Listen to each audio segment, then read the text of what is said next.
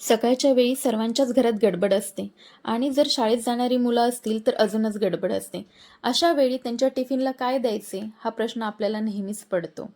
तर मुलांना आवडेल आणि खूपच कमी वेळ असेल तर अशा कमी वेळामध्ये झटपट बनेल अशी भाजी म्हणजेच बटाट्याची भाजी कशी बनवायची ह्याची आज आपण रेसिपी बघणार आहोत. ही रेसिपी आज आपण स्टेप बाय स्टेप बघणार आहोत. चला तर मग सुरुवात करूयात. तर सगळ्यात प्रथम मी घेतले आहेत एक 7-8 बटाटे स्वच्छ धुवून त्याची साल काढून मी ते पाण्यात ठेवले आहेत जेणेकरून ते काळे पडणार नाहीत.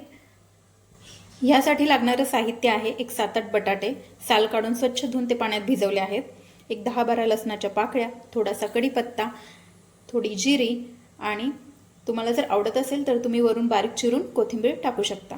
तर आता आपण स्टेप बाय स्टेप रेसिपी बघूयात. सगळ्यात पहिल्यांदा मी बटाटे अतिशय पातळ पातळ असे बारीक त्याचे काप करून घेणार आहे गोलाकार. अशा पद्धतीने मी गोलाकार त्याचे काप करून घेणार आहे.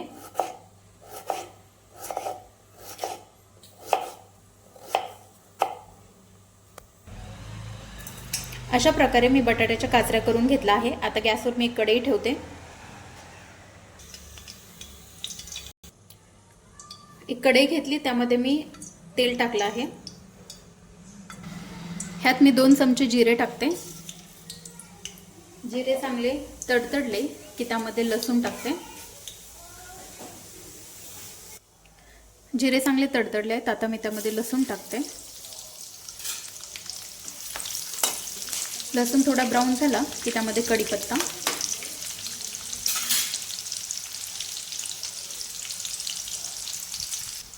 ह्यात मी कढीपत्ता टाकते.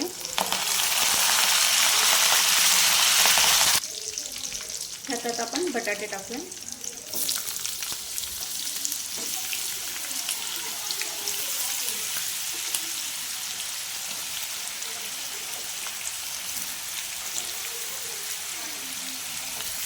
ह्यामध्ये आता आपण मीठ मसाला सगळं टाकून घ्यायचं. मीठ, मसाले टाकते. हा घरी केलेला मसाला आहे. हा मी 2 चमचे टाकला. थोडी हळद. आता हे सर्व व्यवस्थित हलवून घ्यायचं.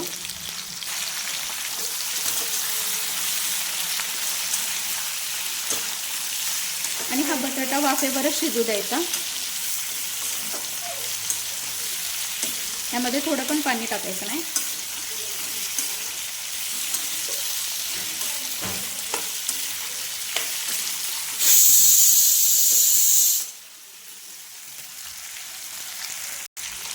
हा बटाटा व्यवस्थित हलवून घेतला आहे.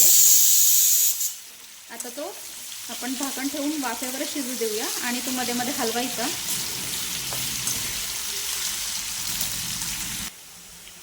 अशा प्रकारे अगदी 10 मिनिटात तयार होणारी ही रेसिपी तयार आहे. तुम्हाला ही रेसिपी आवडली तर नक्की ट्राय करा.